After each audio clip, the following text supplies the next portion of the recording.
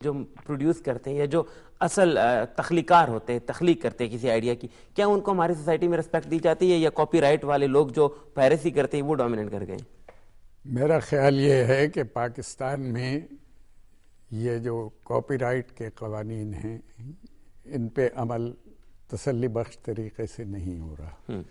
اس کے بہت سے پہلو ہیں. ایک پہلو تو کتابوں کی پائریسی ہے جو بہت بڑے اسکیل پہ ہمارے یہاں ہوتی ہے. دوسرا جو ہمارے یہاں میوزک کی پائریسی ہوتی ہے، کیسٹس کی اور ڈی وی ڈیز کی اور وہ سب سی ڈیز کی، فلم کی، وہ بہت بڑے اسکیل پہ ہوتی ہے. اور تیسرا جو مسئلہ بہت اہم ہے بطور ٹیچر کے میرے لیے، اور یہ اسٹوڈنٹس بیٹھے ہوئے ہیں سامنے، اس میں پلیجرزم کا مسئلہ جو ہے، انٹرنیٹ کے ذریعے سے جو ڈاؤن لوڈ کر کے بغیر حوالے کے لوگوں کے پورے خیالات اور پورے آئیڈیاز جو ہیں وہ اپنے نام سے لوگ دے دیتے ہیں. میں سمجھتا ہوں کہ اس نے ہمارے جو سٹینڈرڈ ہیں ایجوکیشن کے ان کو بہت نیگیٹیولی اس کو پروجیکٹ کیا ہے.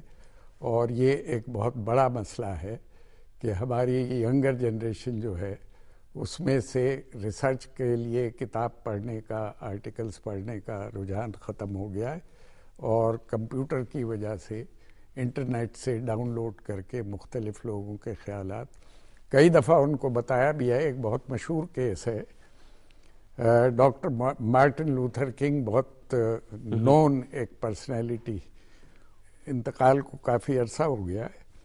تو ان کے بارے میں یہ خبر چھپی اور بہت زیادہ اس کو شہرت ملی امریکہ میں کہ ان کے تھیسس میں پی ایچ ڈی کے بعض خیالات ان کے اپنے نہیں ہیں، دوسروں کے خیالات انہوں نے بغیر ریفرنس کے مینشن کیے ہیں، اس لیے ان کی ڈگری جو ہے وہ واپس لے لی جائے. تو اتنا سیریس اوفینس سمجھا جاتا ہے کہ آپ کسی کے خیالات کو، کسی کی کریشن کو بغیر اس کے حوالے کے اگر اپنے نام کے ساتھ استعمال کر لیں تو یہ ہمارے ہاں پوری کتابیں جو ہیں وہ کاپی ہو جاتی ہیں.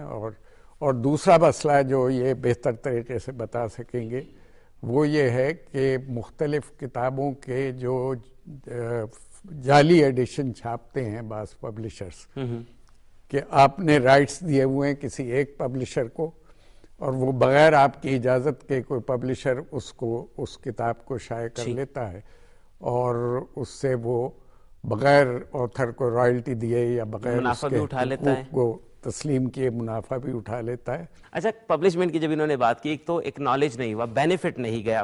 تخلیق کار ہمیشہ اپنی تخلیق کے پیچھے ایک سوچ تو رکھتا ہے، سوچ کے پیچھے کچھ ضروریات بھی ہوتی ہے.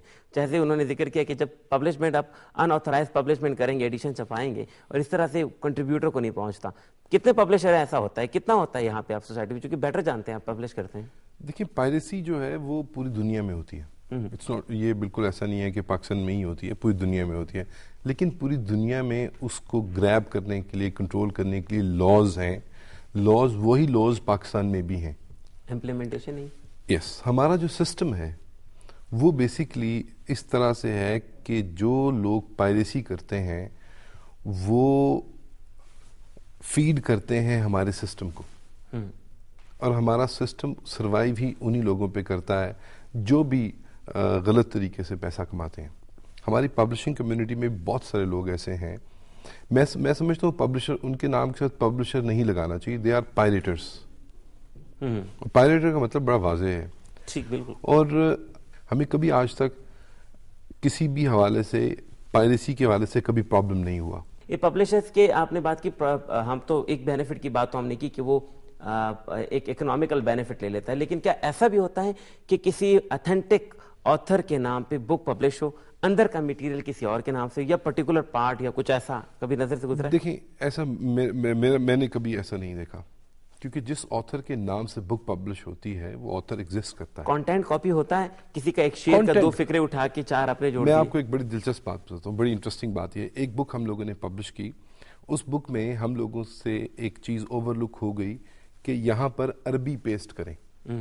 بیسیکلی وہ پروف ریڈر نے، ایڈیٹر نے کمپوزر کے لیے لکھا تھا کہ یہاں پر عربی پیسٹ کرنی ہے. غلطی ہو گئی، مس ہو گیا، اور وہ ایز اٹ از یہاں پر عربی پیسٹ کریں چھپ گیا. ایک ہمارے کمپیٹیٹر پبلشر ہیں، انہوں نے کتاب پبلش